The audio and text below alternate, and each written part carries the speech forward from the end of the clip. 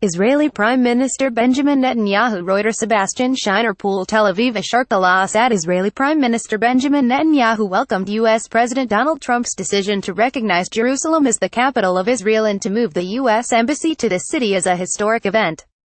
The Israeli army announced a state of alert in Jerusalem and the West Bank to counter expected angry Palestinian reactions to the resolution.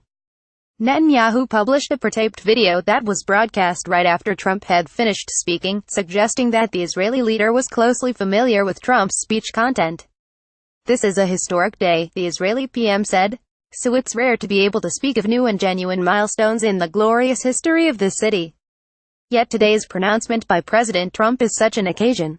We're profoundly grateful for the President for his courageous and just decision to recognize Jerusalem as the capital of Israel and to prepare for the opening of the U.S. Embassy there. This decision reflects the President's commitment to an ancient but enduring truth, to fulfilling his promises, and to advancing peace." He called on the nations of the world to follow the example of the United States. However, he stressed that the declaration will not change the status quo, vowing to preserve freedom of worship in Jerusalem. The U.S. consulate in Jerusalem called on its citizens to refrain from reaching areas of gatherings in Jerusalem and the West Bank, as well as areas where the presence of the army and police has been strengthened. It also prevented its administrative staff and their families from traveling to these areas, and said that official travel would only take place if it was vital and would be subject to security measures.